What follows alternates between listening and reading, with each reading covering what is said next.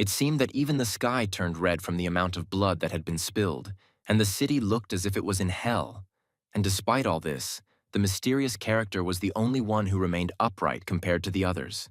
Against the backdrop of a massive fire and a huge number of corpses that smelled of burnt flesh, the man used his magical powers to set fire to a piece of straw, but was in no hurry to leave.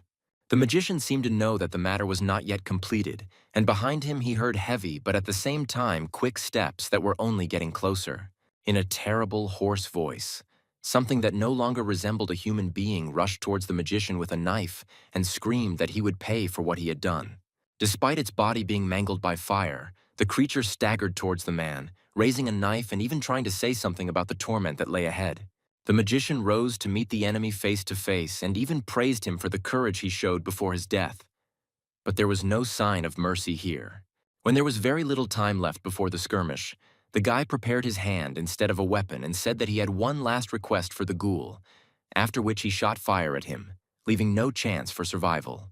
If someone had been standing behind the monster, they would have seen the cowboy with smoke coming out of his finger through the gaping bloody hole in him, and at that moment they would have heard a request to tell Hell that it was Sutton who sent the ghoul. With the night, the dark appearance of the magician faded, and moving on horseback, he looked like the most ordinary cowboy who literally did not kill evil spirits that night. In the boy's hand was a paper with an official seal authorizing him to be the owner of the lands of the Burrows farm, which meant a new and unknown chapter in his life. While the cowboy was finishing reading the document, a new task appeared in his history of exploits, which was called rather loudly resignation, which meant removal from the Imperial Lapirian army, and instead they gave him a farm. Driving past a ruined house in the mountains, it was hard not to notice the reflection of the sun on the metal, and then a click and footsteps. The man had already aimed his crossbow at the intruder, who had no intention of stopping unless he needed to find out something. But the old man's fear still got the better of him, and his finger pressed the trigger, which already meant an interesting start to their acquaintance. An arrow pierced the document in the cowboy's hand, and he was taken aback, not expecting such a turn of events, although it seemed that the warrior could still be surprised. The old man shouted for the robber to stop immediately and warned him that he had no conversation with such bandits. But the magician behind him had already prepared his hand with fire. Fortunately, the guy quickly realized that in front of him was a very ordinary old man who was used to keeping order and did not pose a threat. The fire went out completely in the magician's hand when he realized that the man could even help him find the person he needed to go to with the document to the farm. Raising his hands up and smiling slightly, the cowboy informed the old man that he had clearly confused him with someone else, although a light smoke was still flying from one of his hands. Still holding his hands, the guy introduced himself as John Sutton and explained that he was going to meet the village elder on the occasion of the transfer of the Burrows' lands to his ownership, in accordance with the order of the Eternal Fire. The old man looked at the stranger very suspiciously, but after his words he realized that they were talking about the Emperor himself, which meant that the cowboy's words were true. Having finally lowered his crossbow and slightly tugged the brim of his hat, the old man greeted John, asking if he was a war hero, and the guy joked that he was something like that, after which the guard apologized and clarified that he had gotten lost. Pointing in the opposite direction, the old man explained that the village of Fairford was where the headman himself lived in the first big house, so John wouldn't get confused. John even took off his hat to thank the old man, but he didn't know how to address him, so he introduced himself as Sheriff George. The men shook hands, and the cowboy said at the end that maybe they would see each other again since he wouldn't be so far away. But the sheriff, looking after John, quietly said to himself that he hoped that they would never meet again, since he already had some idea of who was in front of him. At the entrance to the village, neither a fence nor a gate, stood a statue of the very headman John was looking for, and local residents walked leisurely along the streets. Driving past the cowboy monument, he didn't like what he saw, but it was too early to draw conclusions. The hero only made the assumption that if this is indeed the headman, then this guy's ego is even higher than this statue, which means he will have to fight his stubbornness. The looks at the stranger varied, from a certain anger and wariness from the other men to fear in the children's eyes. As the old man had said, the headman's big house couldn't be confused with anything else, so John drove straight there. Even in such semi-darkness, the headman was able to make out a hole in the middle of the sheet and peered at it more closely than at the document itself. But the man took into account that he had in his hands the act of awarding the Burrows farm to the cowboy, and also with the seal of the eternal flame, which is quite rare these days. John listed 25 acres of fields, 100 acres of woods, 3 pastures, a house, a barn, 6 cows, and 1 bull, after which he asked for forgiveness, clarifying that he would like to move closer to the matter, since those whom he met on the way here were not particularly welcoming.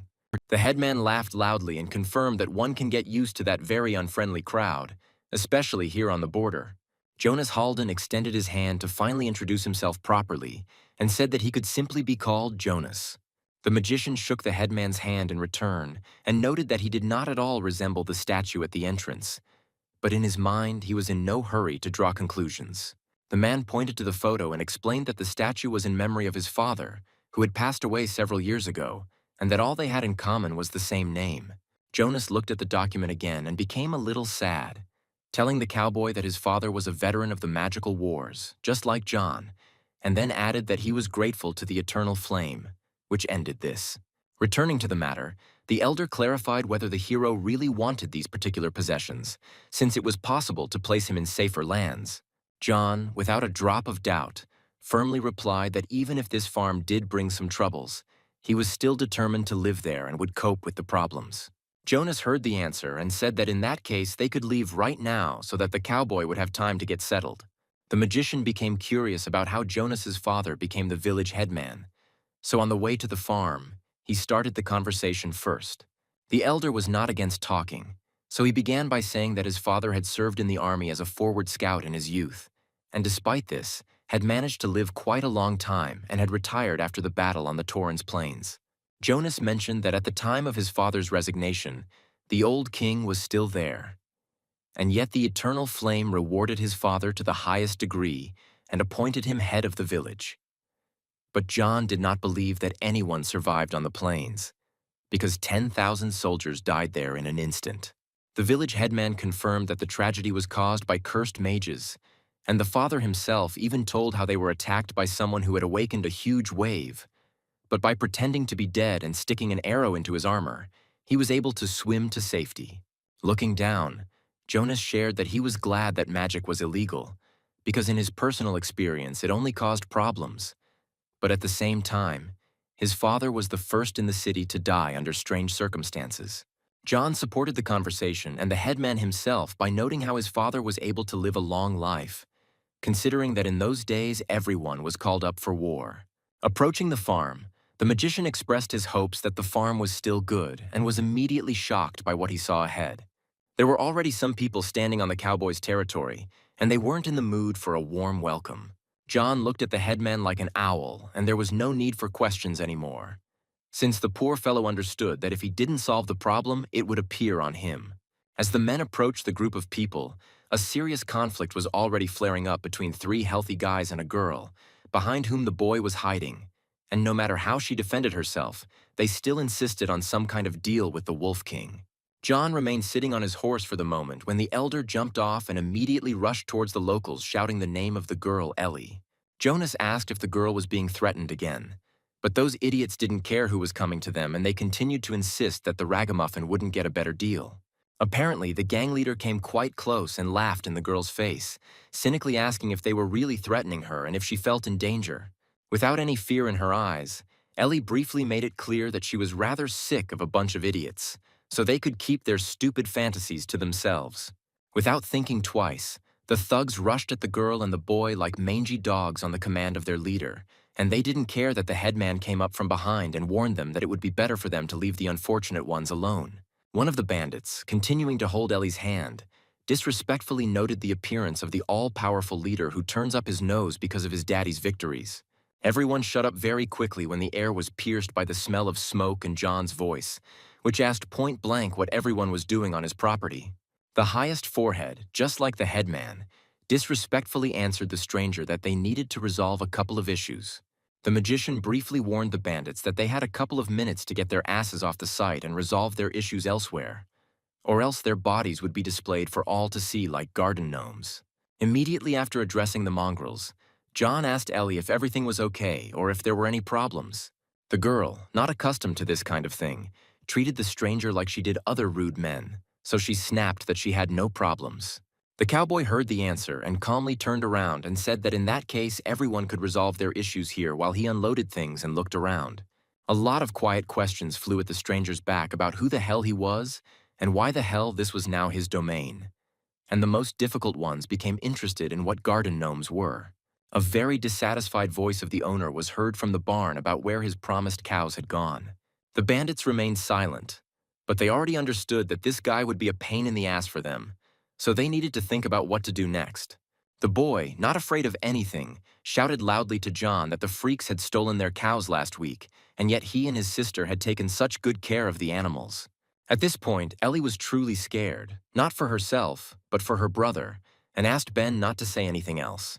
The owl's gaze from under his hat was activated in John when he heard everything, but he was in no hurry to rage. The cowboy specifically asked the bandits what the boy had said, but he heard everything himself, but wanted to get a bunch of jackals.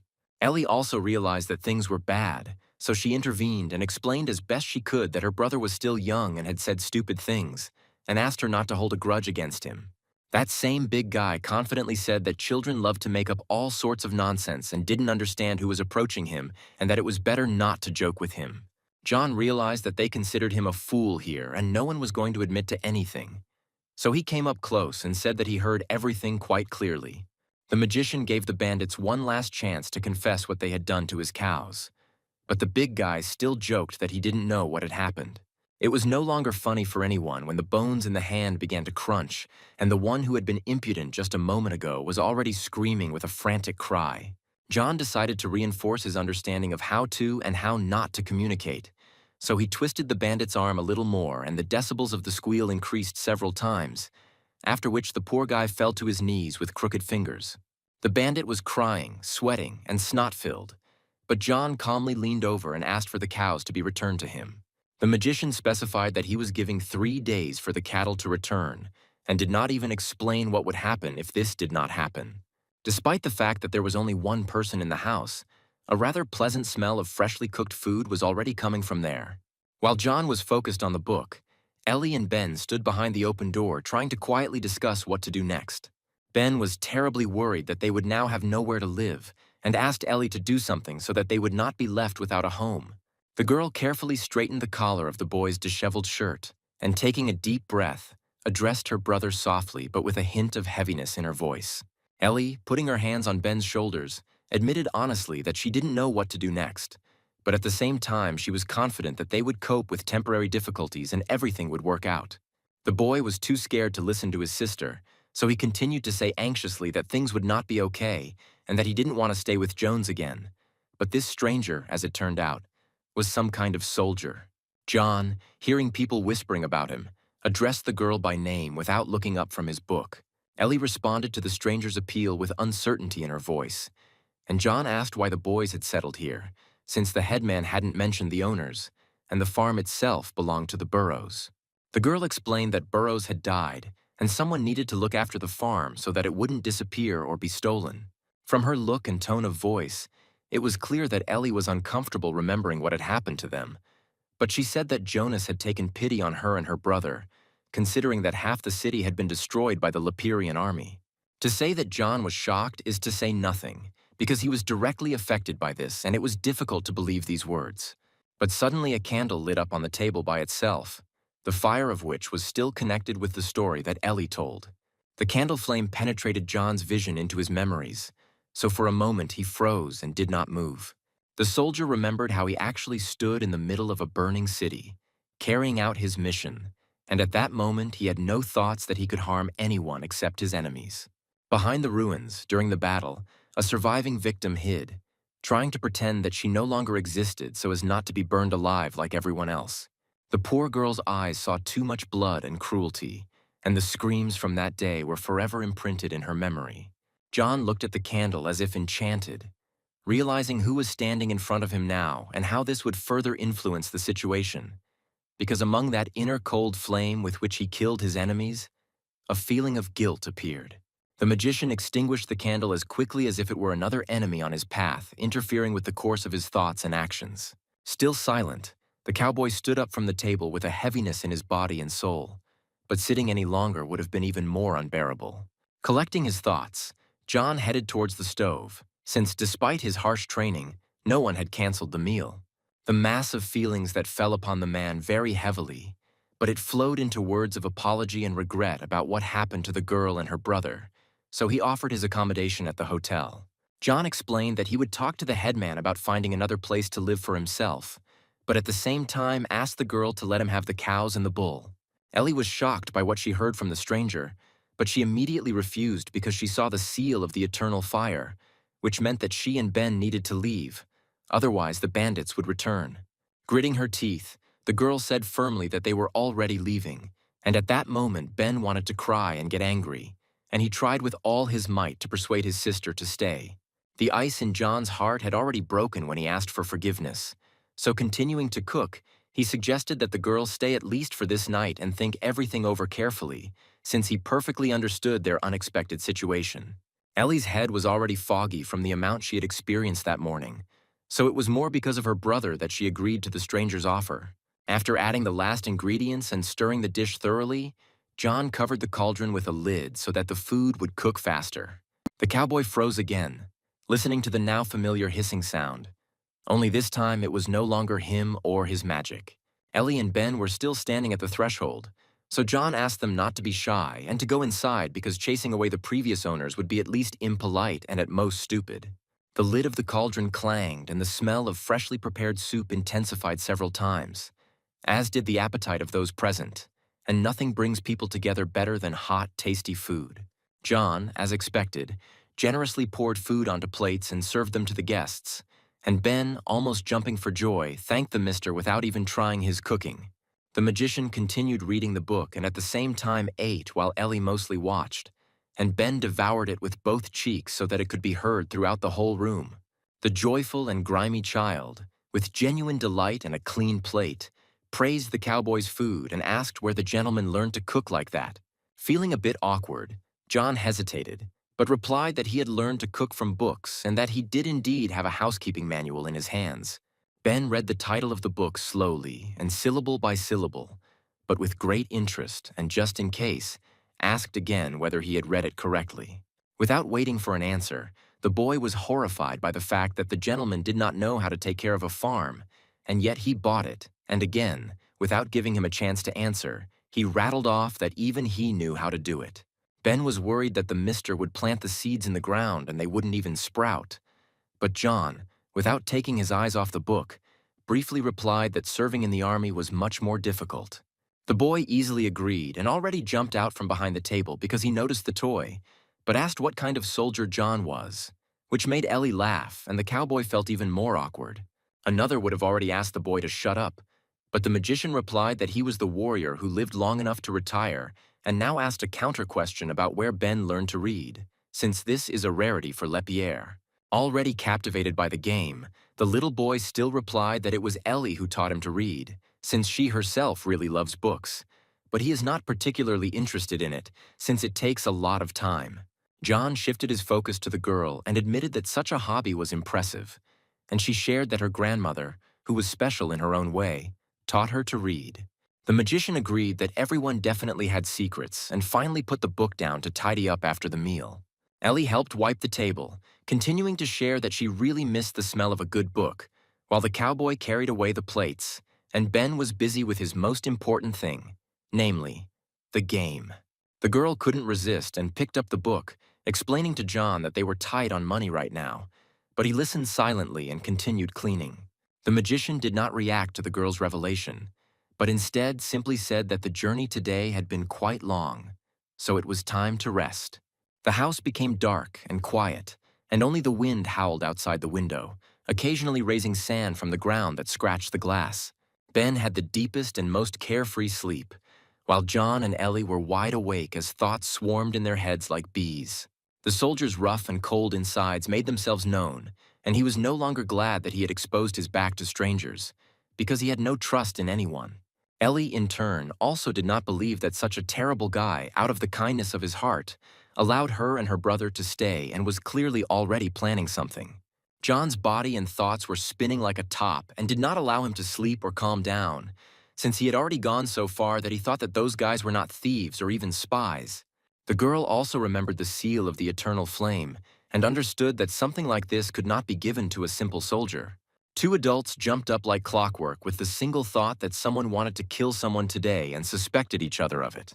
Ellie realized that she wouldn't calm down and decided to check her guesses, but she didn't take into account how Ben tossed around in bed looking for his sister and fell to the floor. At the moment the boy fell to the floor, John was already walking down the corridor with a candle in his hand, and such noise only strengthened his suspicions about espionage or theft. The man's presence was betrayed by the old, creaky wooden floor, which seemed to only get louder with each subsequent step. Ellie also walked down the corridor, listening carefully to all the sounds and looking around, suspecting that the stranger had already gotten down to business. The creaking sound really got louder because John and Ellie were walking towards each other, but they didn't even suspect that they would collide with each other like this. In one voice, the man and woman asked what each of them was doing there, and surprisingly, no one dropped the candle out of surprise. John and Ellie also unanimously said that there was some noise and asked each other if everything was okay, as if they had already forgotten that someone was going to kill someone. Just a couple of minutes ago, two enemies were walking down the corridor, spying on each other, and now an awkward silence hung between them. The guys suddenly realized that it was no one else but them. If everything was okay, then it would be worth returning to their place and going to bed. Somehow, Ellie, listening to the sound of her brother's snoring and because her eyelids were heavy, was able to fall asleep. But John would have been better off not sleeping at all, since he felt much better in reality than in the dream, which brought him suffering. Sleep had a firm grip on the warrior's consciousness, and it was even harder to open his eyes than to close them, which meant the torment continued. It would seem that for someone else such a dream would be a nightmare, but John was doing a completely familiar job for himself, removing evil spirits with his abilities. It shouldn't have gotten any worse, but for the first time the guy looked with horror at what appeared in front of him, and it was much more frightening than anything he had done. The sign that appeared in front of the soldier indicated that the apocalypse was approaching, and this was precisely the sign that John did not want to see, either in a dream or in reality. The morning in the house began with the smell of freshly baked bread, the crackling of wood in the oven, and Ellie's quiet movements as she prepared breakfast. The thoughts in the girl's head never settled down, so she automatically prepared breakfast for everyone, trying to distract herself in this way. The meal looked rather ordinary and meager, which Ellie had warned John about during their conversation yesterday, and yet the food was filling enough to satisfy their hunger. The only unusual thing about today's breakfast was that Ellie decided to add something of her own, which made her terribly worried. But the fear of losing her brother or her life was stronger. In addition to the other ingredients on the plate today, I was lucky enough to even have fried eggs. Ellie suddenly felt unwell and started coughing, and a feeling of weakness came over her, causing the poor thing to stagger. It was at the very moment when the girl became ill that John entered the kitchen, stretching sweetly and, with a yawn, said, "Good morning." The cowboy noted that Ellie had started cooking quite early, but she simply said hello in response. John stood at the threshold in vain, as he was almost knocked down by Ben, who was rushing towards his sister as if stung with a question about what was tasty for breakfast. Ellie modestly replied that she hadn't prepared anything special, but had simply gathered the remains of the food grown in the garden to prepare something more substantial since there was one more of them. The magician noticed that something was wrong with the girl and asked if she was okay and if she needed help, but she refused, claiming that she was fine but still coughing. Turning away, Ellie decided to briefly explain that she had an illness that sometimes got terribly worse, after which she asked everyone to come to the table. John did his best to offer the girl help in the form of food supplies in the pantry, which she could take without any problems. Having put the plates on the table, Ellie refused help, arguing that she had collected enough food from the garden.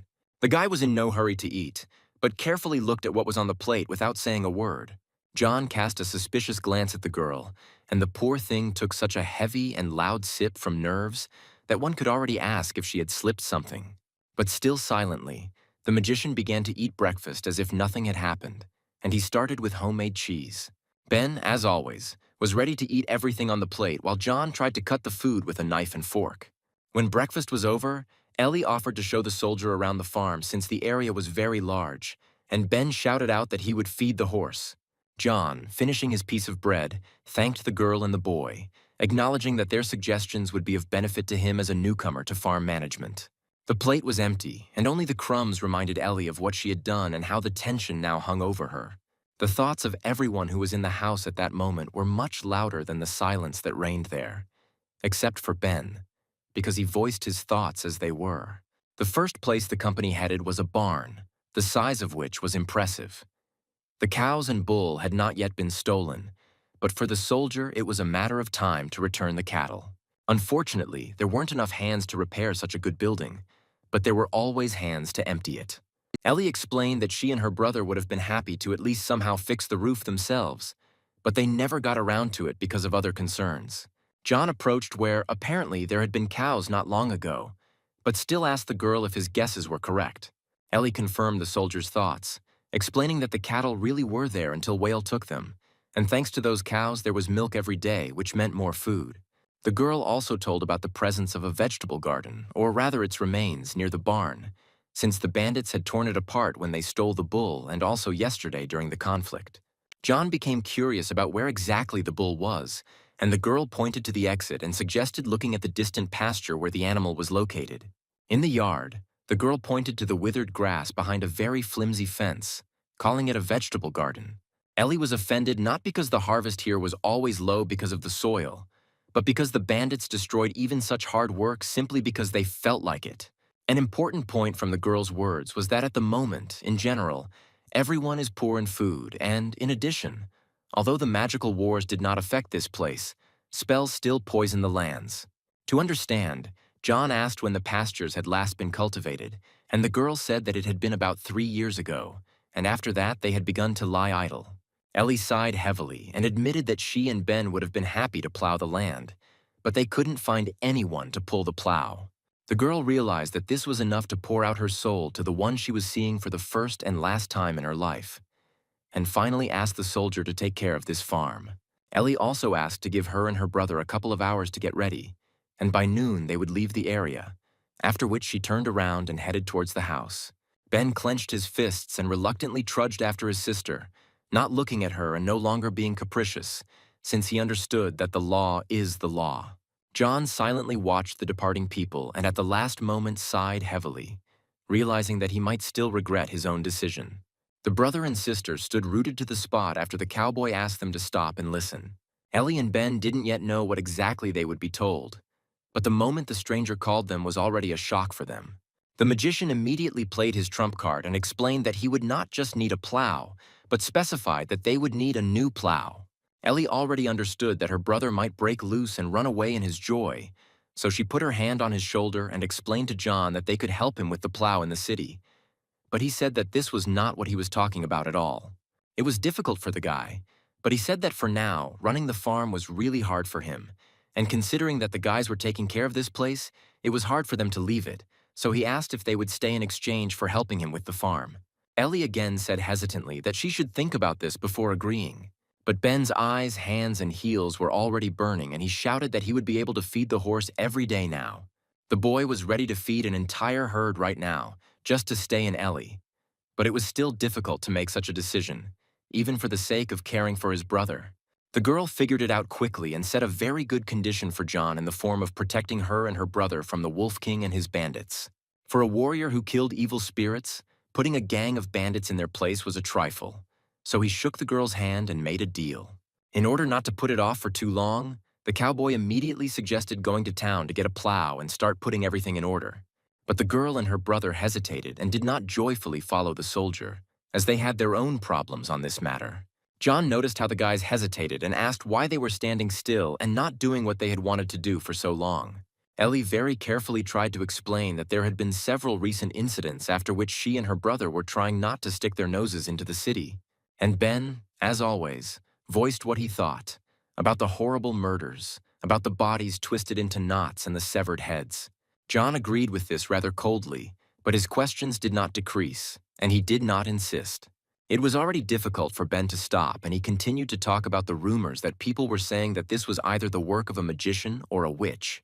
The girl even put her hands on her brother's shoulders to show him that it was time to calm down, and only added that the locals were not very welcoming to them.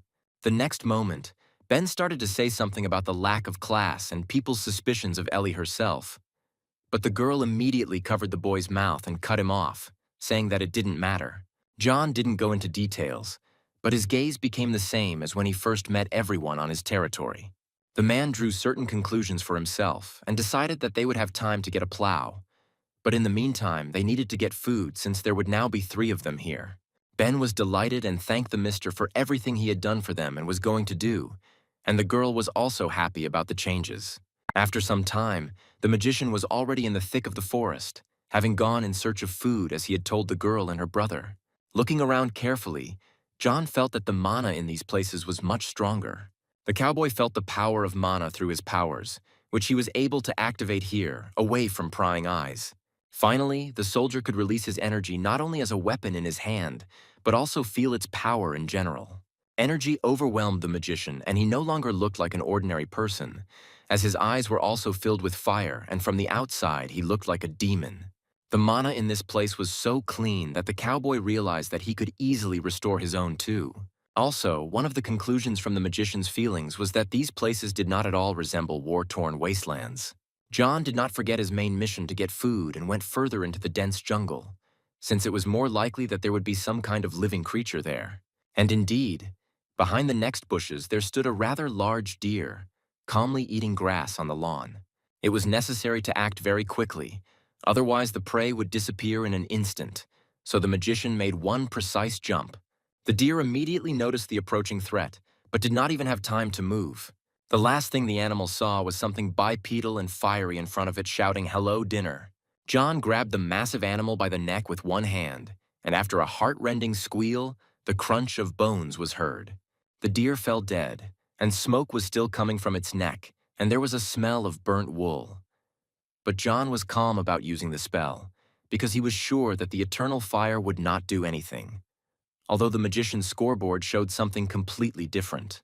Smoke and its smell spread throughout the farm, as the carcass had to be smoked after cutting. Although John was not a hunter, his knives were sharpened properly, so they cut through the tough meat of the wild deer like butter. Ben ran up to the deer and missed her with delight, not with disgust from the huge carcass and the amount of blood, and also praised the hunter for such a quick capture, because it would have taken him and his sister forever.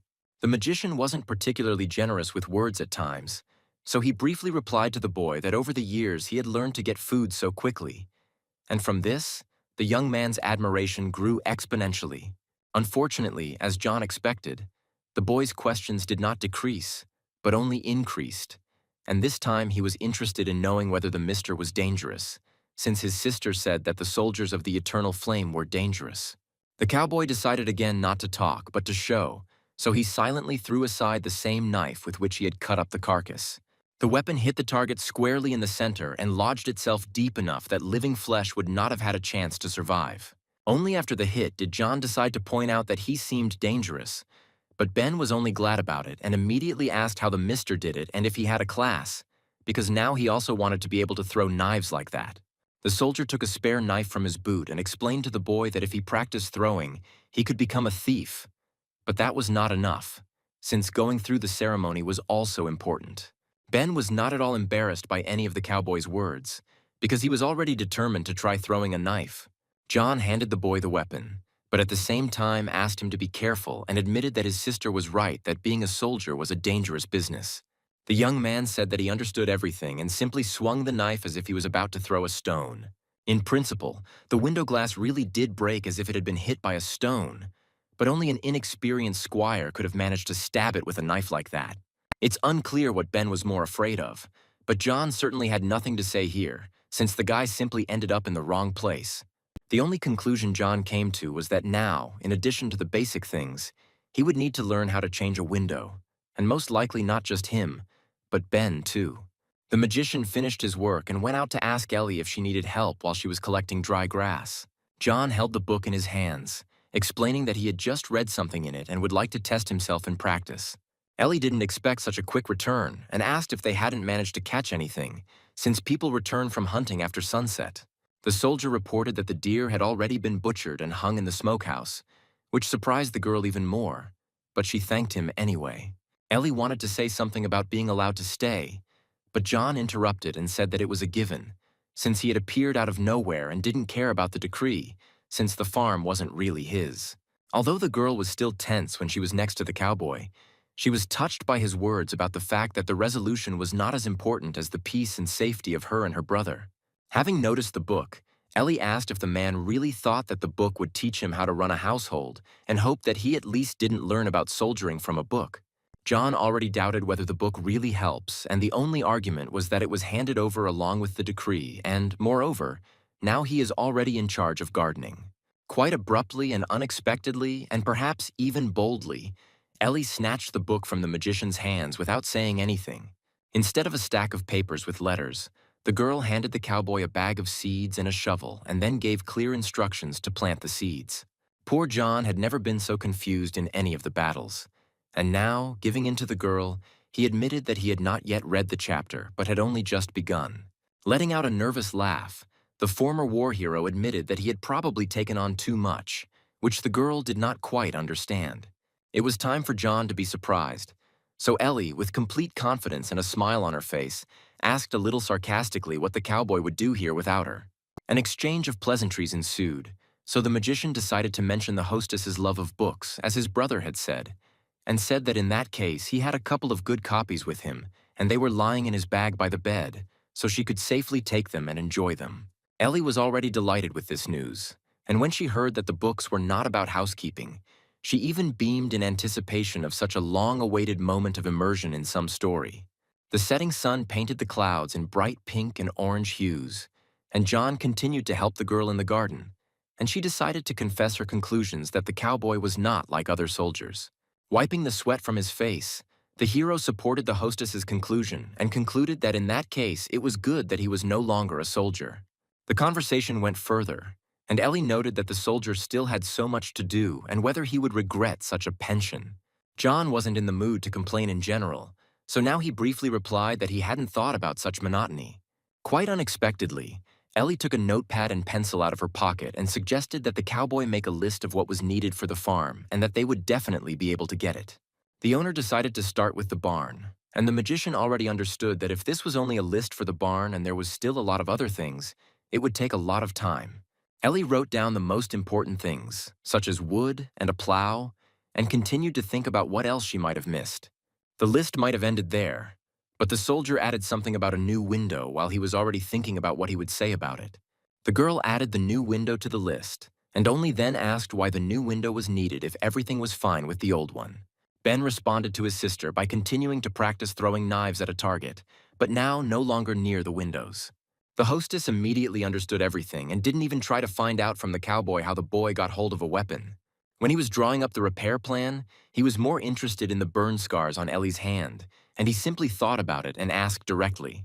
The girl felt not so much ashamed of the spots on her skin as she felt pain and fear remembering the history they carried with them, so she covered them with her sleeve, and the magician again wondered out loud what had actually happened in the city. The moment turned out to be rather awkward, so Ellie looked away and handed the soldier the list without explaining anything else. The first thing the hero decided to deal with was wood to repair the cracks in the barn, both on the roof and in the walls.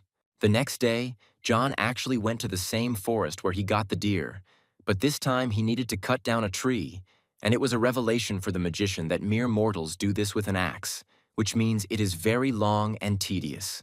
Despite the desire and opportunity to cut everything down with one blow, the soldier still tried to make the first log house with an axe. The cowboy may not have been tamed by the normal farm life, but he certainly realized that there were things he didn't have to spend his remaining time on. The tree now became as much a catch for John as the deer, so he made a rather rational decision for himself. Having performed one fire strike, the magician realized that he could work much better and more efficiently without a tool. Again, it didn't take much time to either cut down the tree or to knock it down, because everything happened by itself after just one movement. All that was left was to take the future boards to the farm, but for the strong man, with his endurance and muscles, this was a trifle. John hadn't even reached the girl and her brother yet, but he had already said hello, and at first they didn't even quite understand what was happening. The boys were shocked when a whole tree fell at their feet, and Beg asked how it was possible for two people at once. John seemed to have gotten a taste for this kind of work and, smiling, admitted that he drank a lot of milk as a child, after which he asked the boys to take care of the farm while he took care of the barn. Ellie had been feeling a mixture of anxiety and joy inside for a long time now, and this case was no exception. But Ben, as if nothing had happened, put his hand to his covered head and announced that now he too would drink more milk. The sister and brother happily went to do their part of the work while John thought about the fact that perhaps everything that happened was for the best. While the magician's hands were working, his thoughts were on how he would help the girl and the boy and go on his way. Everyone's work was different, but this time everyone put in an equal amount of effort, and even Ben tried to give it his all to make it easier for his sister. John did well too, and this is perhaps the best mark he will leave behind, since he will be gone, but his work will continue to serve people. The gardening team did a great job, supporting each other with high fives and a desire to see what the soldier had done. The cowboy, in turn, also lay down right on something to rest a little, while keeping the book about farming with him. The boys went inside the barn, and Ben hurried to tell the mister that he and his sister had finished, and only then realized that he had hurried because he might be sleeping. The boy asked for forgiveness, but John raised his hat to show that although he was lying motionless, he was not sleeping, but simply resting. Ellie immediately praised the hero for the work he had already done, as the barn began to look much better. John, as befits a warrior, sternly ignored the praise, saying that he was not finished yet because he needed to get a couple more things from the list and finish the stables. The owner looked closely at the stalls, which were in good order, and was surprised at what else needed to be changed or repaired. The magician, without hesitation and with sarcasm, this time asked Ellie seriously if she didn't understand what was wrong with the stalls, and she really didn't understand. John reminded that the stalls here were empty without the cows that had been stolen and for whose return they had been given 3 days, so the return of the stray cattle could be added to the main tasks on the list. While the cowboy was busy simultaneously curbing his ardor and waiting for the girl and brother, he was reminded of the current task, namely the resignation, and also clarified what was missing for a complete picture of the cattle.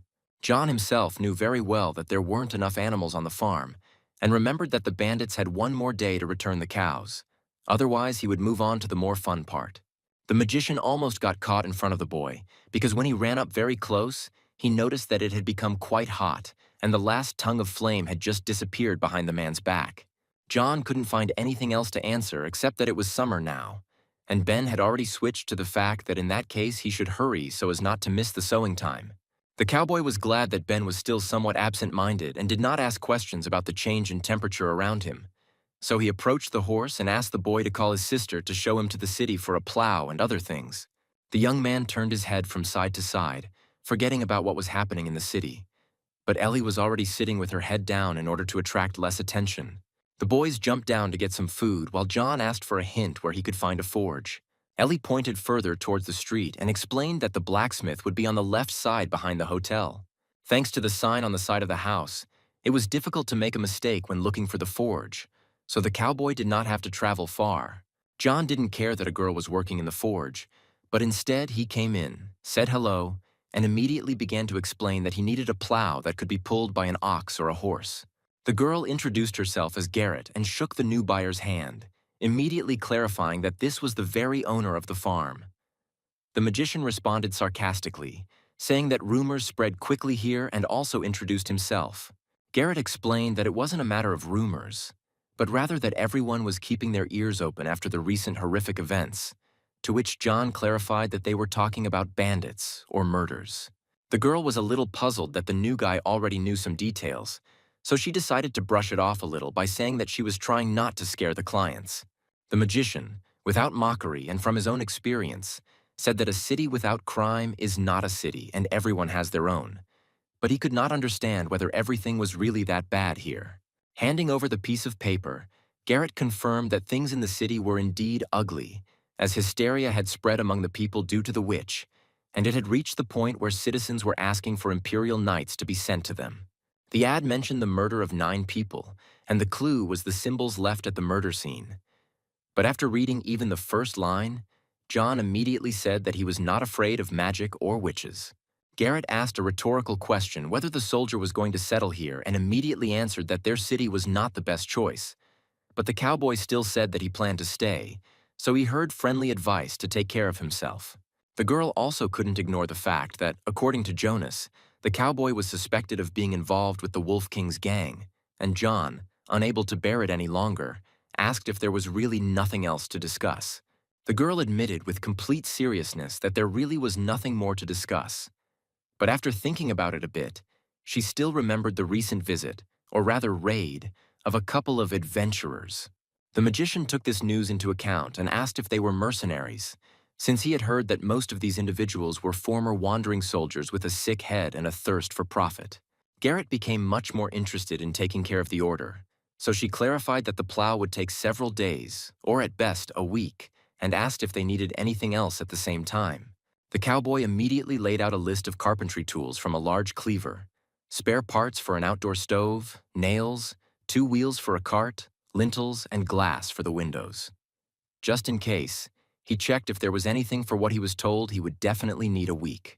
While the order was going well for the magician, Ellie and Ben had a hard time because the saleswoman chased them out of the store, screaming hysterically that people like them weren't served here, and the girl, shielding her brother with her body, asked them to ignore her. Some fruit flew at the girl's head, and someone shouted from behind that no one in the entire city needed their blood money, and just at that moment John drove up. Poor Ellie rushed to the cowboy while he, although he did not quite understand what had happened, realized that the girl and boy needed his help and protection. Ellie picked up the remains of some fruit from the ground and couldn't explain what had happened. So Ben, as always, took it upon himself and explained directly and briefly that all people considered his sister a witch, and at the end, added that they were idiots. John sincerely did not understand why the girl was being bullied so much, but he certainly wasn't going to leave it as is, so he asked her to follow him. The doorbell made a completely different sound, not at all familiar to the local residents, as it was sharper. For now, the cowboy said hello and calmly addressed the shop worker, reporting a certain problem that needed to be resolved on the spot. The woman opened her mouth again and a bunch of dirt poured out, both on the supposed witch and on those accompanying her. John was not going to waste either time or energy on the hysterical woman, so, having said that the woman was delirious, he loudly placed a seal on the table and announced that the girl and her brother were under his care and asked to call the chief. The worker's expression changed suddenly when she picked up the badge belonging to the Imperial Knight. To make things clearer, John asked a counter-question about whether a badge could be a lie, to which the employee rushed out from behind the counter with an apology and said that she would call the owner right away. It turned out that the owner was also weak-minded, since the first thing he expressed was joy at the appearance of a soldier who came from the mayor himself in order to deal with the witch. John clarified that he came for an apology for Ellie and the boy, and after that, he would like to receive everything that was on the list. The owner, almost swallowing his tongue, immediately asked for forgiveness, but still mumbled something about the murders and the story of that girl. The cowboy mentioned that before blurting out anything else, it's worth remembering what he said about protecting the girl in the form of him as a soldier of the eternal flame. And then Ellie herself began to feel uneasy. The girl turned around abruptly and coldly told John not to involve her in anything related to the eternal flame, after which she asked him to simply give her everything that was on the list. Several bags of groceries were placed in the cart, which made Ben very happy, and he thanked the gentleman, noting that he was the best, but Ellie remained silent.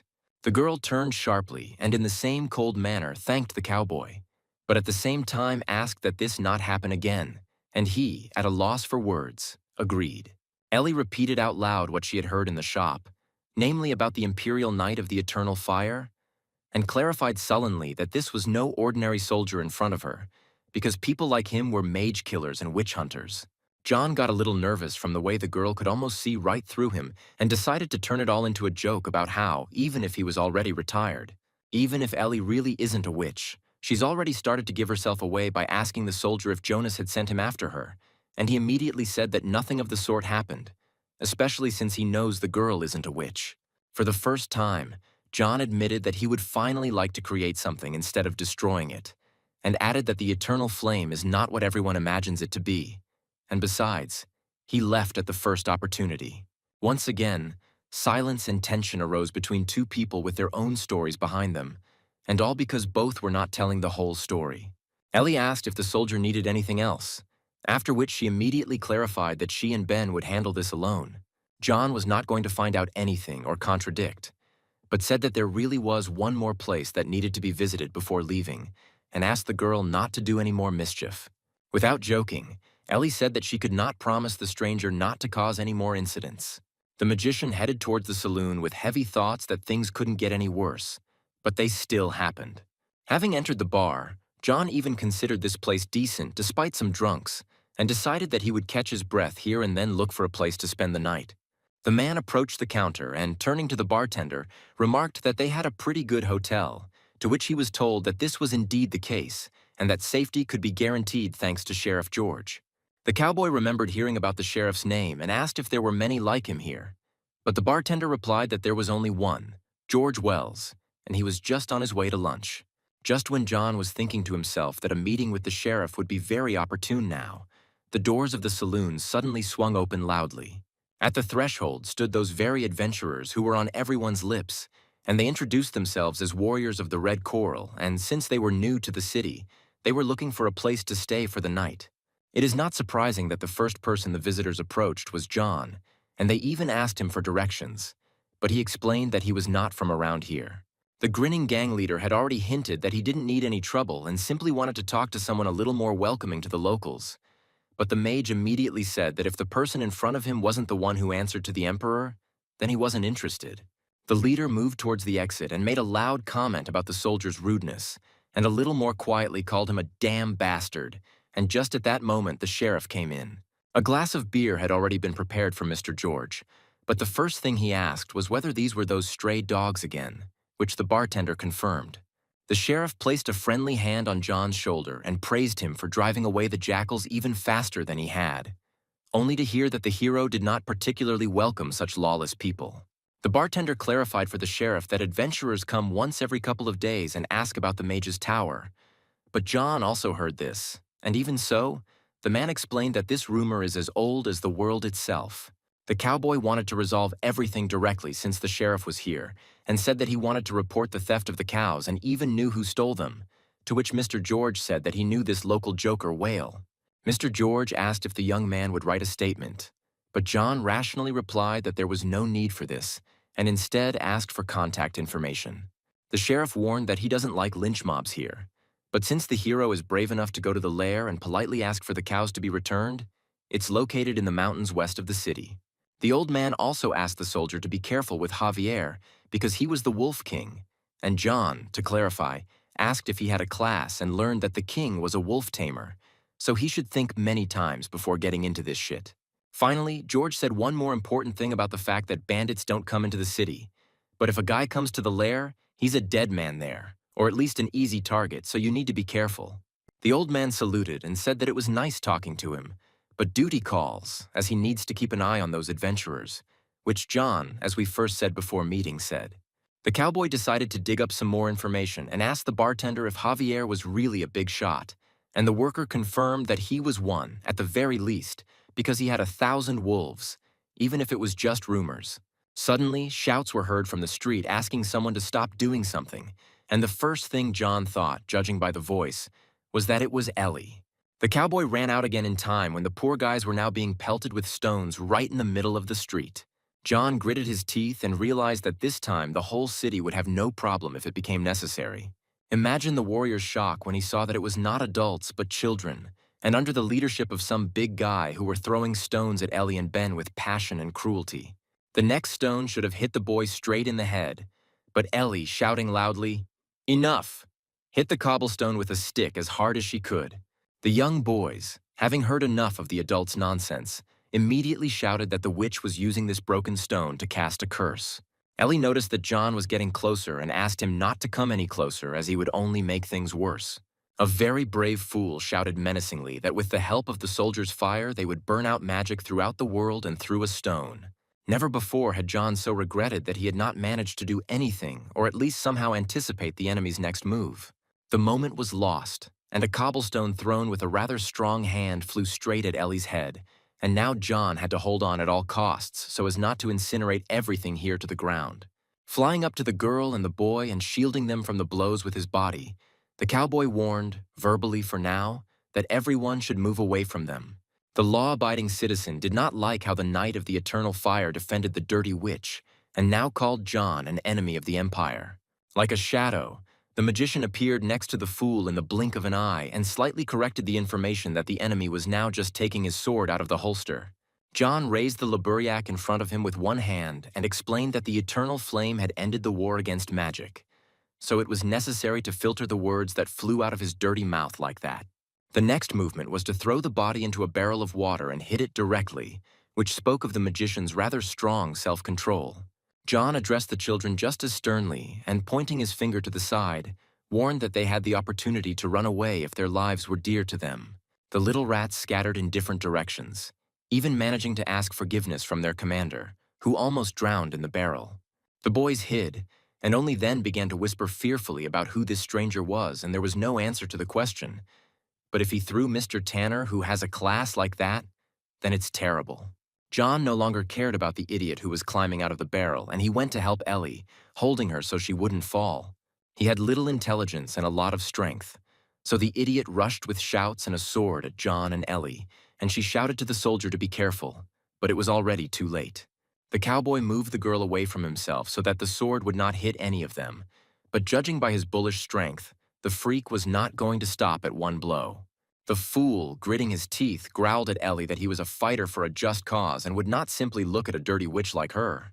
The girl was shocked to hear how she charmed that fucking cowboy, but she definitely couldn't fool the fighter for the law. While the ghoul was still shouting something in the girl's face about her death, and that she would be the last one this city would see behind her, John's nerves finally gave way a little, and he allowed himself to teach a little lesson. The cowboy decided that in order to finally close that stinking mouth and calm its ardor, it was worth burning his mouth a little, and for some time it would definitely not spew out shit. It turned out a little better for John than he expected, because now the bastard had no cheek. But the task was completed, because now it was much more difficult for him to speak. But even then he managed to utter the word curse. The soldier figured that if the man still had these obsessive thoughts in his head, he would knock the nonsense out of him, so he hit the same torn cheek with a running boot. The big guy fell with a loud noise and slid quite a distance across the dry ground, leaving behind a pile of dust. Even such radical methods of knocking the nonsense out of his head did not help, because lying in his own blood, the freak still took up the stone and somehow called the culprits of his condition demons. The scoundrel was even able to get up and throw a stone at Ellie, calling on the eternal fire to drive these creatures from the earth. This time John managed to catch the stone right in front of the girl's face, because otherwise the situation would have been sad. The magician was trying his best to control the situation and himself, so he decided to take out his anger on the stone that burst in his hand.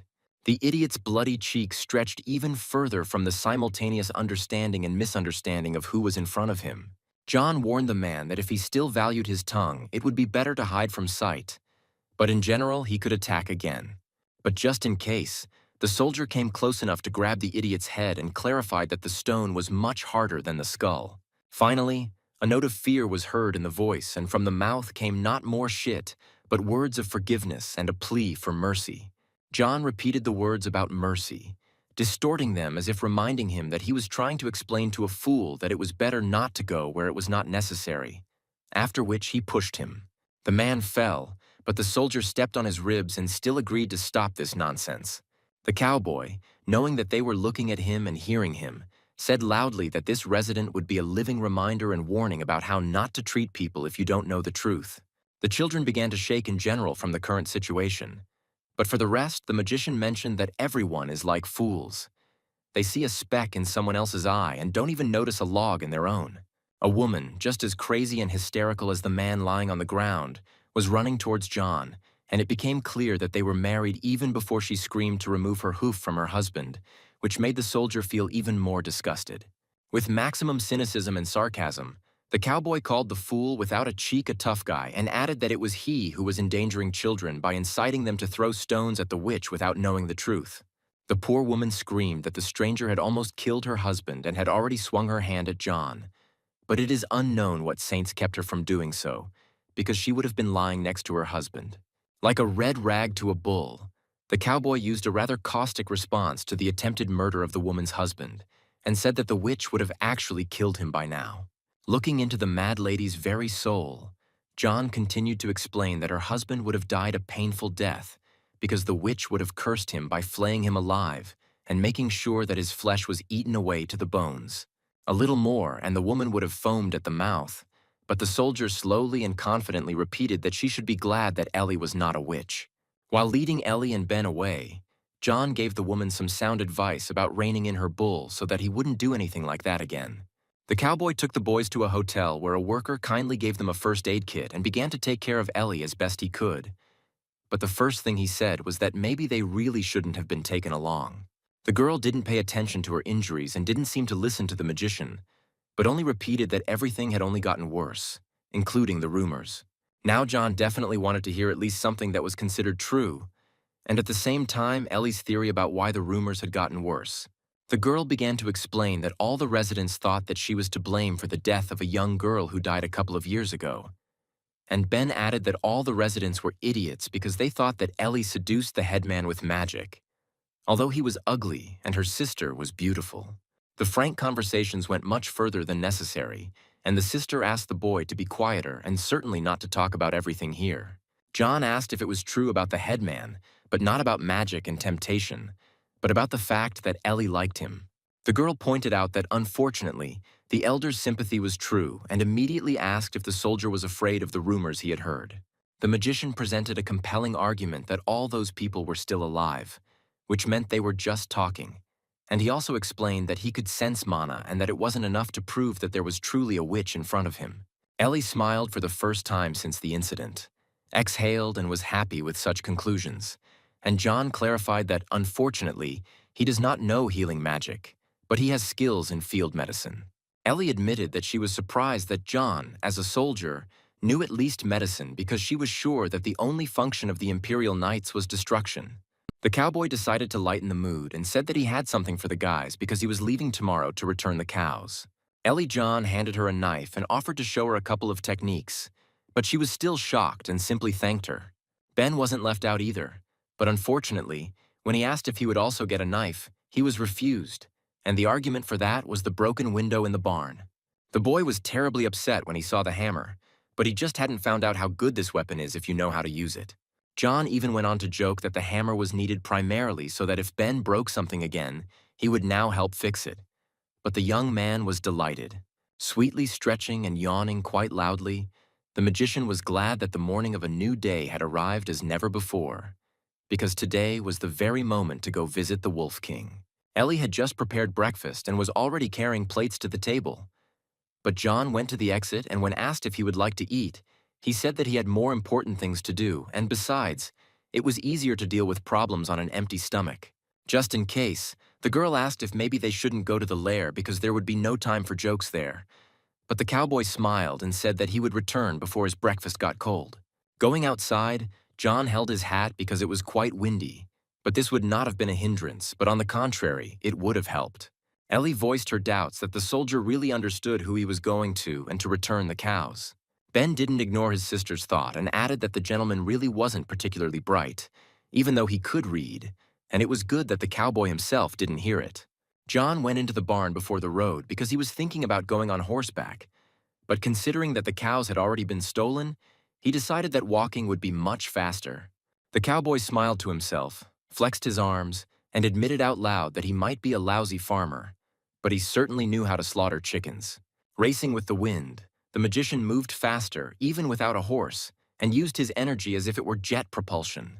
The very high mountain did not become an obstacle for John either, as in just a few jumps he found himself at the very top. When you come to visit, it is usually customary to knock on the door, and when John landed, he saw two big guys and realized that he might actually have to knock. But he started with a greeting and asked the security guards if they knew Whale. The taller club thundered at the cowboy, telling him not to move in their direction anymore, but asked what the hell he was doing there. The soldier was quite polite and calm and explaining everything as it was about the conversation with Whale 3 days ago and the return of the cattle.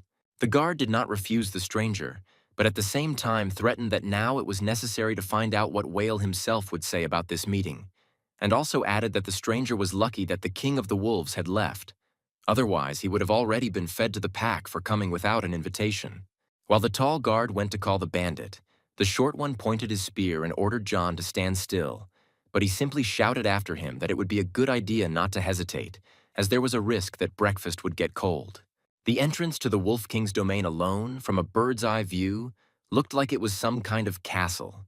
John sat down on a stone so as not to waste his energy in vain, because there was a conversation ahead, and the guard decided to note that the stranger was rather quiet, and additionally asked if he and Whale were old acquaintances, to which he heard something like this. The man turned around and explained that there weren't many people looking for their cattle at the den, to which the cowboy briefly replied, "It's a pity," and then heard that no one wanted to end up like their cattle, that is, being eaten by wolves. Behind him, he heard footsteps and Whale's disgruntled voice, who didn't understand why he was dragged here if he wasn't expecting anyone. The long-haired bandit's face changed dramatically when he saw that same guest who had arrived to talk after 3 days had passed. John first said that he was very glad to see Whale and then asked if everything was okay with him, thereby hinting to think a little. The men even shook hands, but the bandit was clearly not in the mood to talk, as instead of greeting him, he noted with displeasure the reappearance of a stranger. But the magician continued to stand his ground and reminded him of how 3 days had flown by unnoticed. John enjoyed playing this game to some extent, but gradually he got closer to the point and noted that the gang leader was probably very busy since he had not returned the cattle. Whale, although nervous after the first meeting, now openly laughed in John's face, mentioning that a broken arm does not make him cool. The cowboy smiled calmly, and the bandit asked again if he was really joking, because in that case he was either quite brave or too stupid to understand. Whale snapped his fingers and called the guys, and as if from underground, a gang of thugs appeared behind the leader's back, to whom he explained that the stranger intended to steal cows from the king himself. John was still smiling and even told the boys that they looked pretty decent, after which he asked if they had heard anything about the murders in Fairford. Whale, pointing his finger behind his back, continued to engage in this empty conversation and, like a fool, replied that neither he nor anyone else knew anything about any murders. The conversation continued to stall for time, because the next moment another mountain appeared behind Whale, just under the man's nose, and somewhere from above a question was heard about what kind of flea it was, and the leader explained that it was that same impudent farmer. The muscle-bound man leaned towards John and, for some unknown reason, asked if the bastard had really come after all, as if he had already been set on the uninvited guest like a dog. The big guy was amused by how brave the stranger was, and for that, he even gave him the choice of either going down the mountain on his own 2 feet or having someone help him, since the plan was to break his legs anyway. But given his bravery, the decision was his. The one with fire burning in his veins, as always, behaved very coldly, wondering if the Wolf King was the boss here. Then he definitely knew where the cows were. The bull's muscles were working faster than his head, and it was possible that he was even having convulsions. But he really did rush at the soldier like a trained dog, shouting that he would not come near the leader. When John struck the big guy, all he could rely on was his muscular corset, since in a normal person there was already a clear hole there. While the rock on his knees was coughing like an unhappy cat, the cowboy continued on his way, so to speak, to the cherry on the cake. The guys were already attacking the stranger out of fear that even the big guy would get a slap, so the attacks were sharp and loud, but ill-considered, especially when one of the bandits decided to teach the soldier a lesson in what it means to be rude. John snapped the bastard's neck like an owl and praised him for a pretty good joke about something to remember. Having got the hang of it, the magician invited those who wanted to move and play with fire to a battle dance. This time, 2 people went at John at once, even with spears, but that was all the better since it was quite convenient to take up 2 weapons at the same time. This time, the cowboy also decided to joke and, stabbing 2 bandits at once, asked if anyone had ordered spit-roasted boars. Just a couple of minutes ago, the impudent man was now shouting the name of his dead partner at a high pitch, and John was already getting ready for the next dance. The boar ran as fast as he could with visas. "Save me, help me." But the soldier explained that he would leave no one alone now. The magician appeared behind the bandit like a jack-in-the-box and asked if he was already leaving, kindly offering his help. John took as an example how they wanted to help him get down the mountain and made it a reality, which turned out to be quite effective. There were still some thugs behind, but the cowboy was slightly distracted by the sound of the body falling and landing to make sure the descent was completed. Due to the fact that the stranger was watching the falling bandit, they managed to get to him from behind, and the one who caught John screamed either from fear or from joy that he grabbed the scoundrel. The skin on the bandit's hand suddenly began to sizzle and the wind carried the smell of fried meat, along with the echoing scream of the poor fellow. The soldier again laid down 2 at once like dominoes, asking if this was all that the king's gang was capable of. Finally, the brute recovered and, rising to his feet, croaked that the stranger should choose opponents equal in strength. John was even glad that in front of him was finally the owner of the class, and the acquaintance would become much more interesting. The rock screamed in an inhuman voice, and the magician even held his hat with his hands to look up, praising the barbarian's rather good form. The soldier asked not to worry about him, because he also had the opportunity to strengthen his forces, only in a slightly different way. Taking an iron spear in his hands and heating it up, John suggested that the barbarian test whose bones were stronger. The big guy had good mass, but because of this, he was inactive, while the magician, in a second, from the place where his fist ended up, was already near the big guy's leg and hit the target exactly, as the poor guy's scream told him.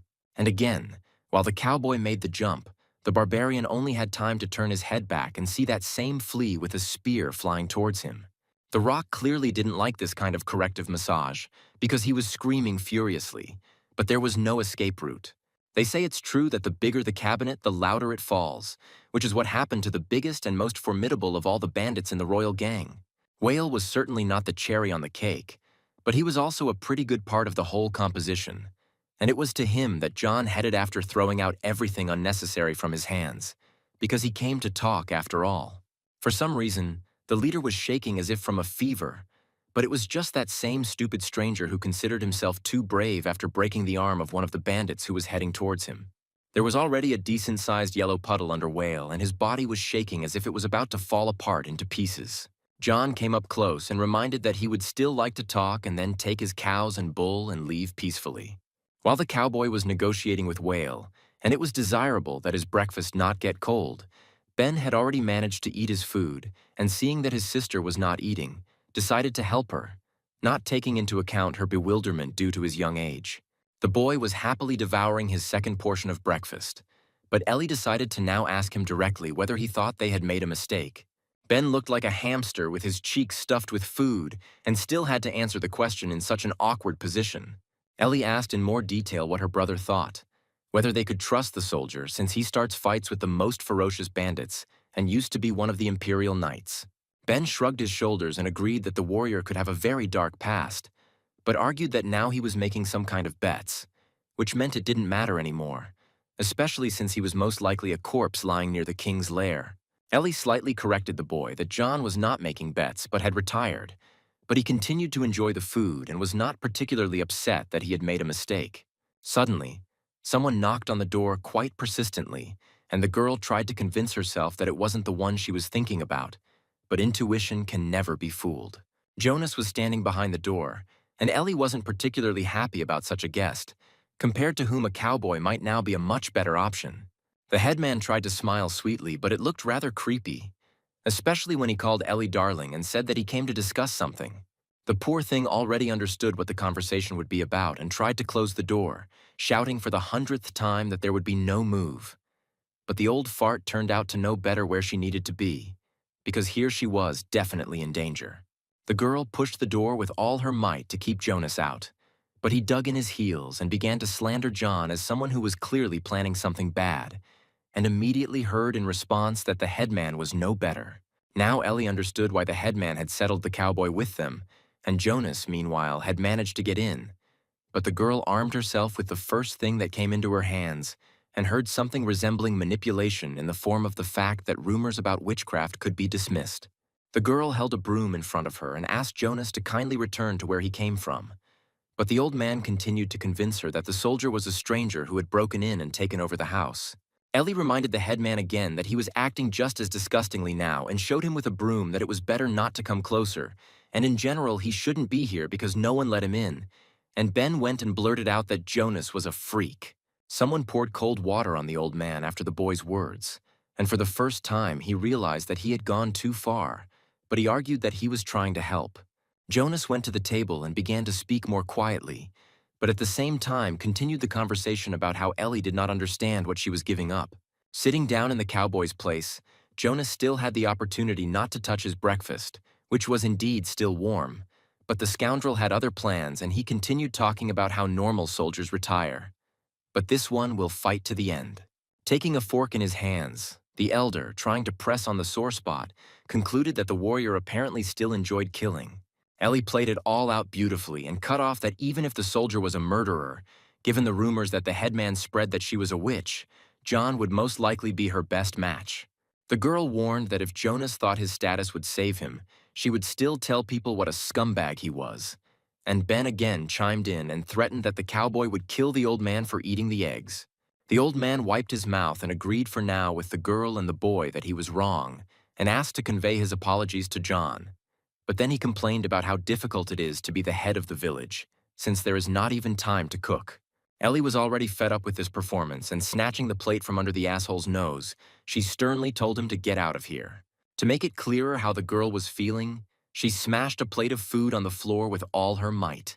Only after such pressure from the hostess did the old man finally leave the walls of the house, and as if he needed to be persuaded. Finally, the headman once again reminded Ellie that he could easily make the rumors about her being a witch disappear. Finally, she could sit down and catch her breath after such a visit. But at the same time, the girl's thoughts began to swarm in the direction that Jonas was partially right, because if the war had continued, the cowboy would not be here. Ellie was overcome with memories at the mere thought that someone actually enjoyed killing their own kind.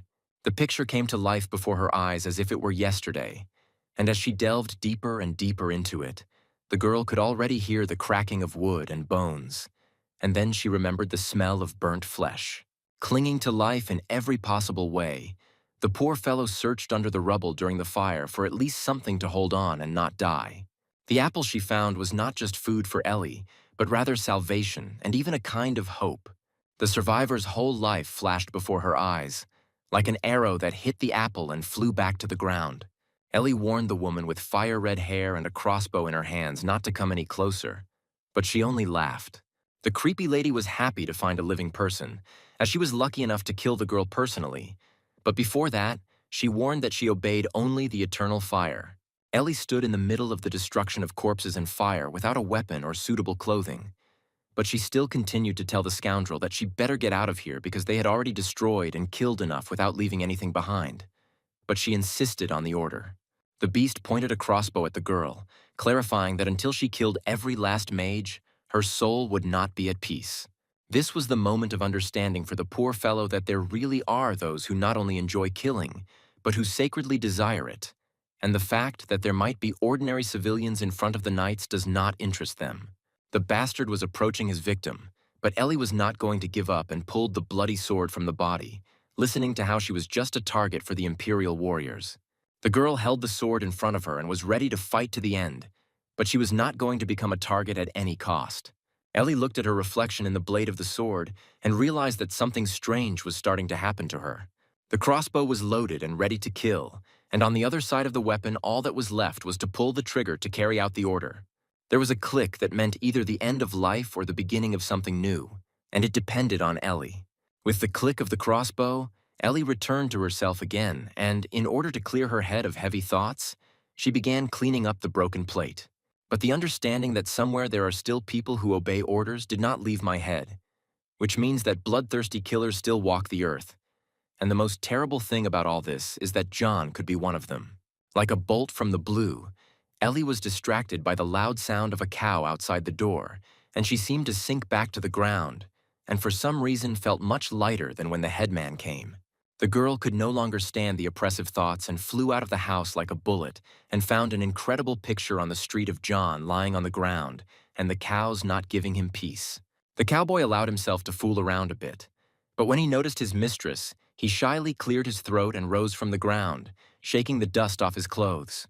Ellie smiled and asked how the soldier had returned so quickly that the breakfast hadn't really had time to get cold. And then she faltered that it wouldn't have had time to get cold if something hadn't happened. And John thought that Ben couldn't resist and ate it, and said that Whale was quite responsive. The cowboy didn't yet know all the details of today's visit, but after asking if the headman had bothered the boys, he said that he had seen Jonas leaving and therefore warned him not to show up without an invitation, and hoped that he hadn't gone too far, to which Ellie said that she appreciated it. Ben came up to everyone at the end of the conversation, happily announcing that he had brought the harness, and John thanked the guy for it. The soldier immediately tried the harness on the cow and pronounced the verdict that it fit perfectly and asked if they had ropes to tie it to the plow. Ben explained that Old Man Burrows used chains, so John decided he would need to buy more from Garrett when he went to pick up the plow. The cowboy, satisfied with the work done, asked Ellie if she would teach him how to milk cows so that he wouldn't have to read a book about farming again, to which the girl agreed. It would seem that there is nothing complicated in milking a cow, but John heard that he was doing it completely wrong. The soldier had endured so much during his service that he had never had such a difficult task as milking a cow, but he still tried. And meanwhile, Ellie asked about the burns on his hands. John denied the burns as being rather careless, if not downright clumsy, and to some extent he was right. The cowboy realized that now he too could ask about the girl's scars, and did so because he was genuinely interested in learning the story. Ellie reminded the soldier of the story she had already told about the devastation of her city during the war, and the eternal fire was to blame for it all. John's mouth dropped open in genuine surprise when he heard from the girl that the city was burning. And in the following days, while the survivors were digging through the ashes in search of food, the Imperial Knights came to finish off the rest. Touching the scar on her hands, Ellie again found herself in the moment when she and Ben were the only survivors from the entire village, and she found the boy himself among the rubble, and from that moment they were inseparable.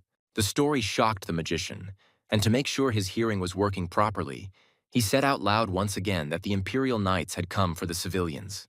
Ellie looked not into John's eyes but into his soul and confirmed that he had heard and understood everything correctly.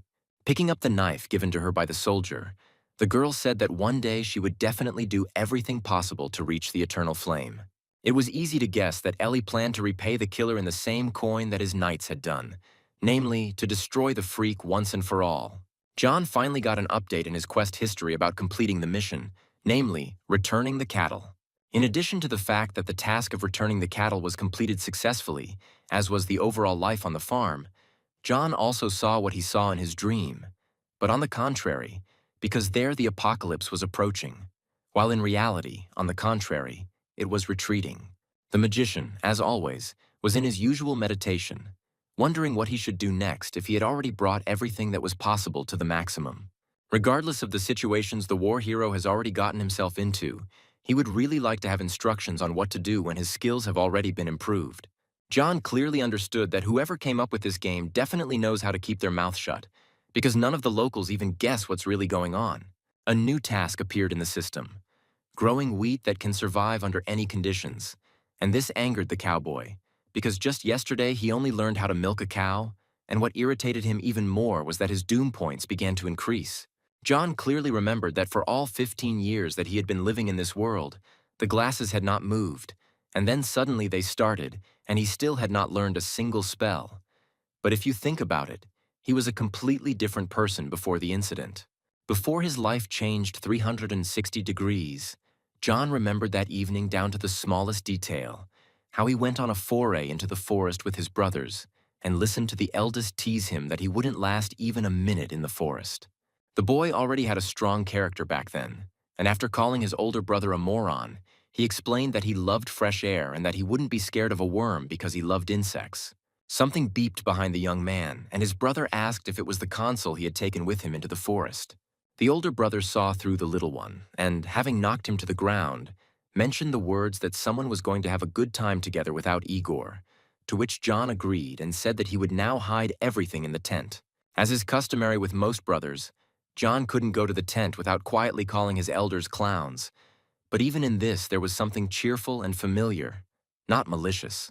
Entering the tent, John actually placed the console inside his backpack, muttering under his breath that spending time with his brother was greatly overrated.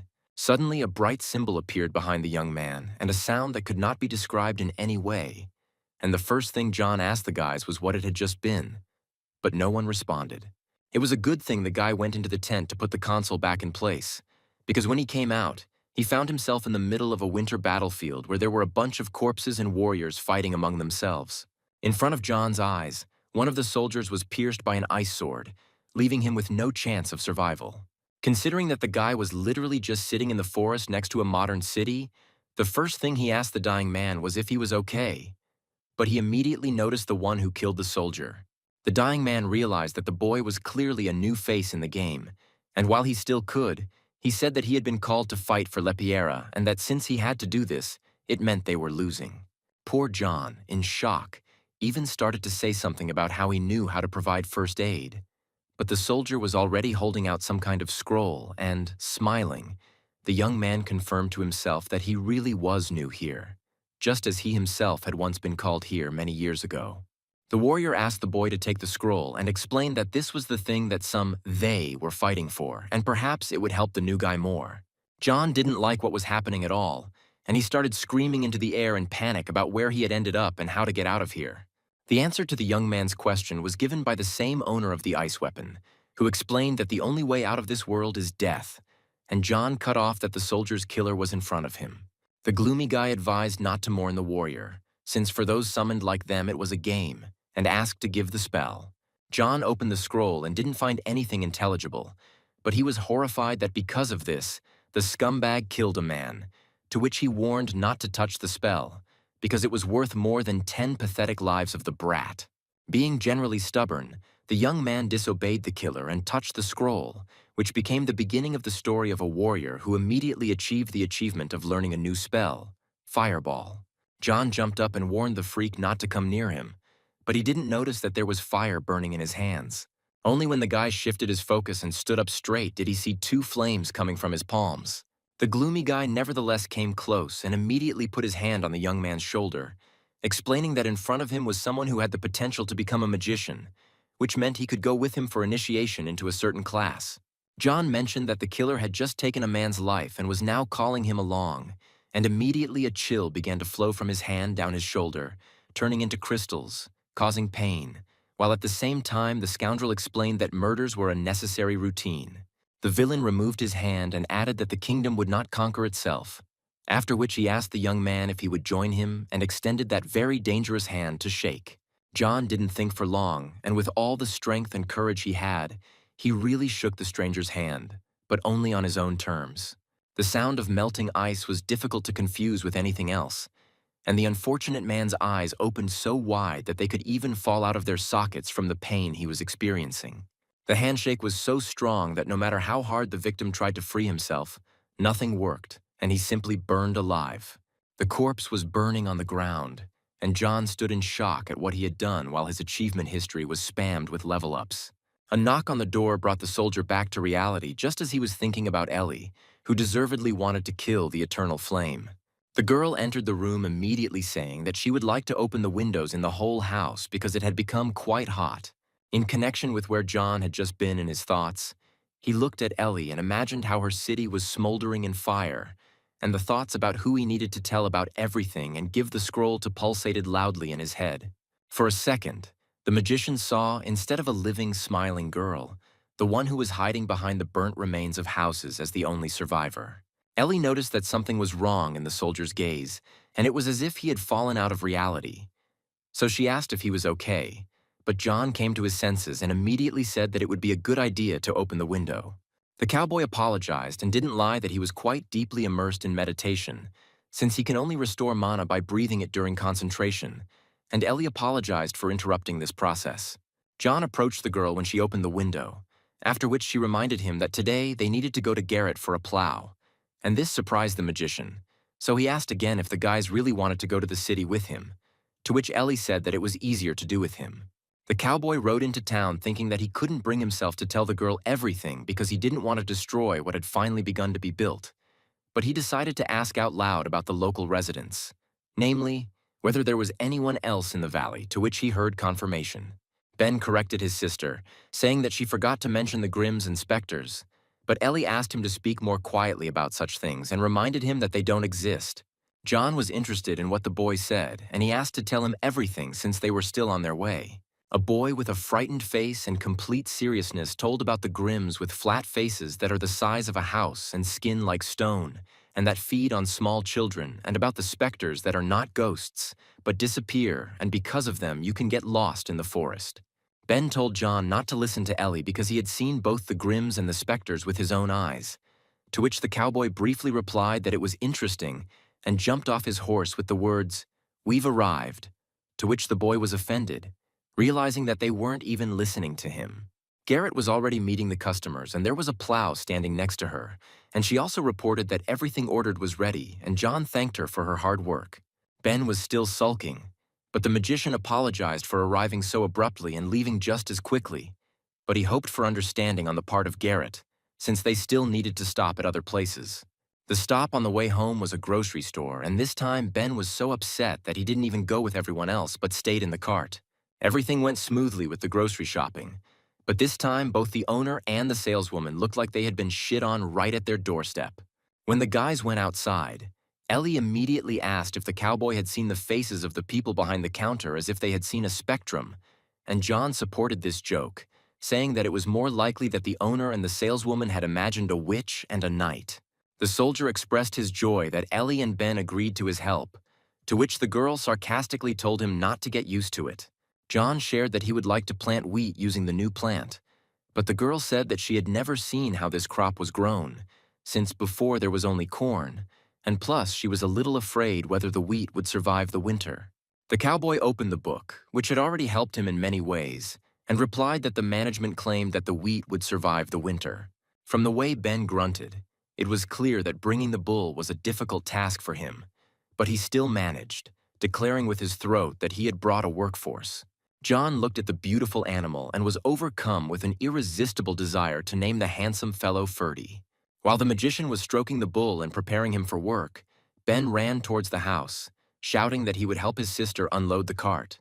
John clenched his fist, remembering how the mana crystallization worked to bring the cows down the mountain and how it would help now too.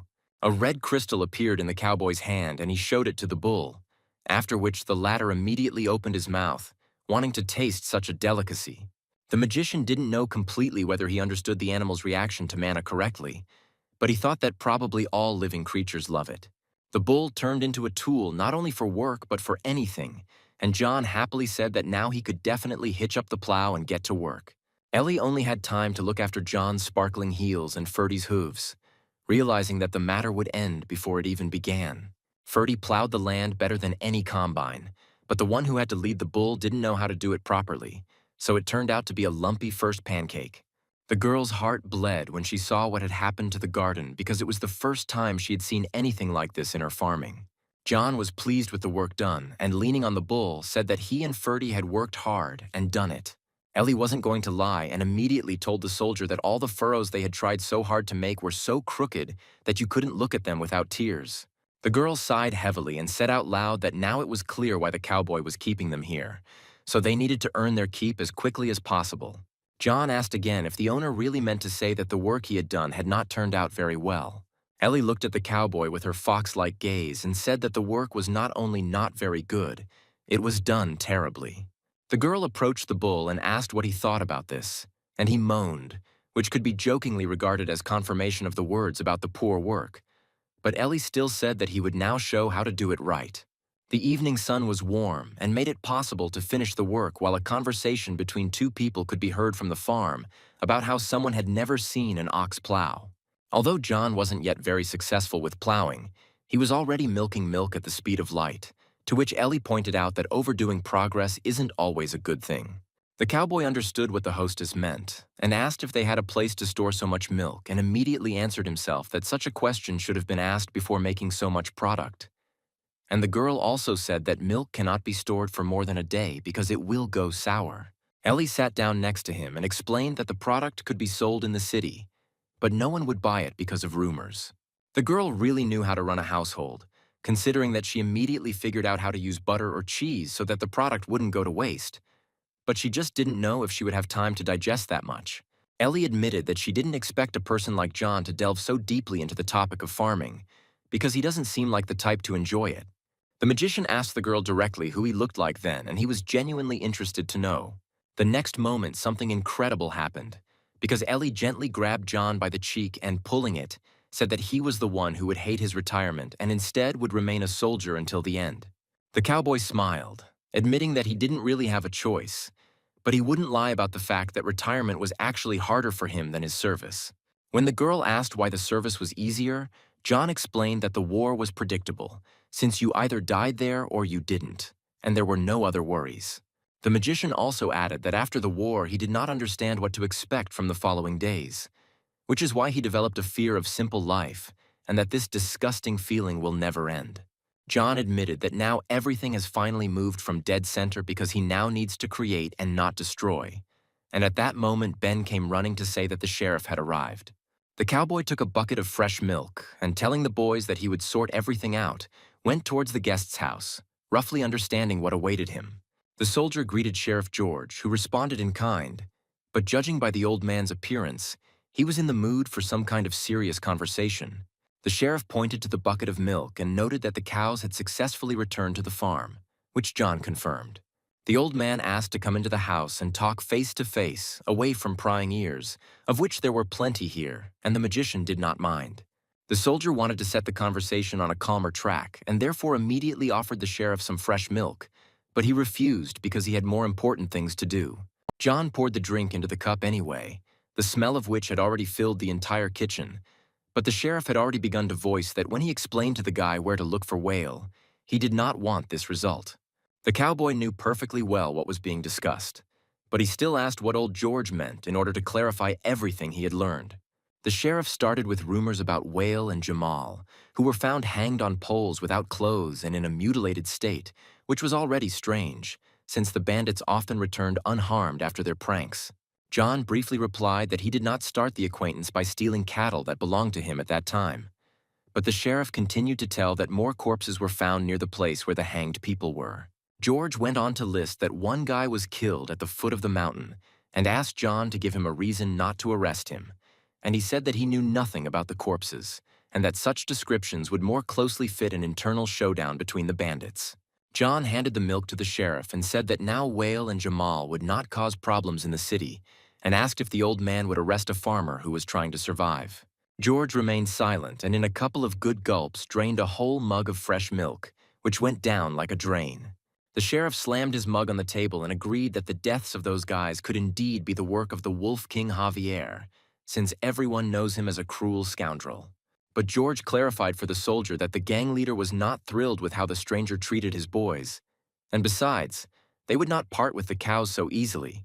Considering that there was hunger all around, every farmer counted. The old man warned him not to see such antics again, because class owners like him and John are capable of behaving civilly, and immediately thanked the guy for dealing with the unpleasant troublemakers. George finally said that their conversation now was like an unofficial pardon, and added that he would not deal with the adventurers anymore, after which he thanked them for the milk and would like to have some more along with the cheese. The sheriff said, "See you soon," having completely forgotten how at their first meeting he said that he hoped that they would never see John again, and in the end, he saw him more than anyone else. John also added that he understood everything, and also said that before the meeting he also ended up in the black, because now there is a client for the product, which couldn't help but please. Although it was already evening, the sky remained light, and the aging moon hung beautifully like the magical smile of a distant, unknown creature. While John and Ellie were carrying buckets of milk into the house, she asked why the sheriff had come, and heard how the old man had come to try the milk and now had ordered some cheese as well. The owner said that if they found a place to store the product, they could really make so much cheese that they could even sell it in the city. And the cowboy offered the pantry, to which the girl agreed, but explained that they needed a larger container. Some of the cheese was already hanging in the bags and the whey was dripping down, which made the smell very sweet. John asked Ellie what kind of container would be more suitable for heating milk and learned that iron was best, but it was expensive, so at least a stone would be nice. For the first time, the adult stood and Ben worked, but the magician asked where in the city he could get stone, and the girl told him about an abandoned stone mine in the western part of the mountains. John immediately understood where he needed to go, since they had already been near the mine when they went for eggs. Ellie was not indifferent to where the soldier was going at nightfall and heard that he would get a bigger tub for milk. The jet thrust mode was successfully activated, so the journey to the mine promised to be as easy as usual. The mountain, as always, was not an obstacle for John, who had more than enough strength to overcome it. It's not without the fact that the warrior's body had already become strong during the battles, and fire was essentially an auxiliary link, so it was not difficult to run up the steep slope of the mountain. Once at the top, John looked at the other mountain peaks and realized that he would never get tired of this view. Although if he remembers the first time he came to these parts, he wanted to go back home. Turning in the opposite direction, the magician realized that he was there and the sight of the mine was also mesmerizing for him. One jump was enough to descend straight down to large rock fragments, leaving behind a beautiful fiery trail. Fire was not only power for the guy, but also many other possibilities, just like now, to keep the mine light. He didn't have to walk long and look for a cobblestone of the right size, since there were plenty of them here. so John went to the first one he came across. Having tuned in to some creative work, the magician found in the stone the ideal object for a future container that would be useful in the household for a long time to come. The work began to boil, and the cowboy began to cut the stone as if it were clay from which anything could be made. Stones flew in all directions, and the sight was not for the faint of heart, as one wrong move and your head could turn into a pancake. John blew the flame off his hand like smoke from a weapon, and contemplated for a while the fruit of his labor, which looked really good. The cowboy was already imagining Ben and Ellie praising him, but then he wondered if the girl would say that this was already too big a container. But he had to think about this again before doing such a job. Suddenly, the ground beneath the soldier's feet began to shake, although there was nothing nearby that could cause an earthquake. The magician realized what had happened, and given the disgruntled growl, he realized that this was not a natural phenomenon, but a magical one, and that something had awakened from sleep. Or more precisely, he had disturbed the rest of some creatures. Monsters appeared in front of John, exactly as Ben had described, and the soldier still listened to the boy then because he remembered that the creatures were called Grims. One of the Grim leaned towards the man, and the soldier also looked at them, trying to compare them with Ben's description, but there was no resemblance, and John himself heard that if the thugs eat mana, they will become smart, and asked if they can speak. A flame appeared in the magician's hand, and he informed one of the Grim that he had arrived in peace and would also like to leave in peace. The creature straightened up, and considering that it was a stone, it was difficult to predict what would happen next, like with a person and his body language. But the cowboy decided to mention once again that there was no need to fight. Finally, the monster opened its huge stone mouth and screamed, so John now had to think about an escape plan.